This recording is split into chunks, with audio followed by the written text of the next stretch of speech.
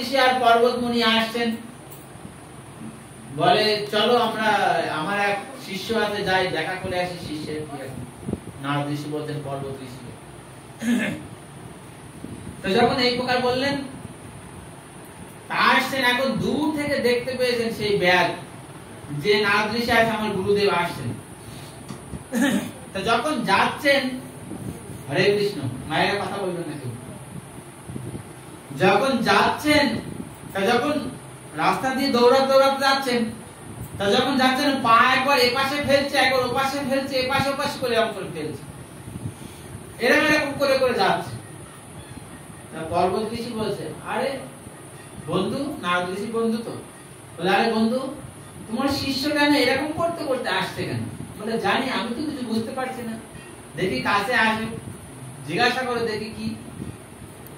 তা যখন কাছাকাছি এসেছেন, যখন ষষ্ঠাঙ্গে দণ্ডবত প্রণাম করছেন, তা নিজের কাপড়ের বস্ত্র দিয়ে কি করছেন, মেঝেতে এরকম করে ঝাড়ু দিয়ে তারপরে ষষ্ঠাঙ্গে দণ্ডবত প্রণাম করছেন।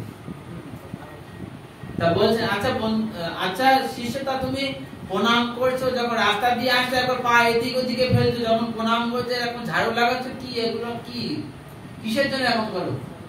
বলে গুরুদেব কি করবো, যখন রাস্তা দিয়ে যেখানে পা ফেলতে সেখানে দেখি শুধু পিঁপড়ে, যেখানে পা ফেলি সেখানে পিঁপড়ে, আমার পদতলায় কত পিঁপড়ে মারা যাবে, এই জন্য পা যেখানে যেখানে পিঁপড়ে নেই সেখানে সেখানে পা এরকম করে ফেলে ফেলে আসছে।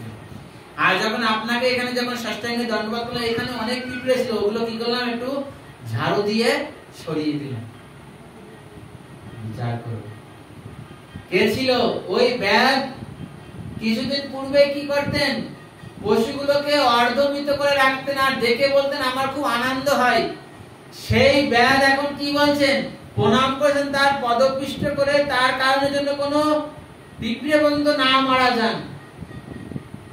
তা বলছে নারদ ঋষির কৃপাতে কি হলো, নারদ ঋষির কৃপাতে, নারদ ঋষির কি গুণ ছিল? কৃষ্ণ নাম করতেন আর জীবে দয়া করতেন। নারদ ঋষির এটাই তো গুণ, জীবে দয়া আর কৃষ্ণ নাম, এই দুটি করতেন। কিন্তু ব্যাদের নারদ ঋষির সঙ্গ প্রভাবে ব্যাদের সেই প্রকার প্রবৃত্তি হলো কিনা বিচার করে দেখুন তো একটুখানি। কার অনুগত্যে আমরা সেবা করছি, তিনি আমাদেরকে সেই প্রকার উন্নত স্তরে নিয়ে যেতে পারেন, তবেই তো সেই প্রকার সাধু সঙ্গ করা উচিত। তাই জন্য কি বললেন যে তাহলে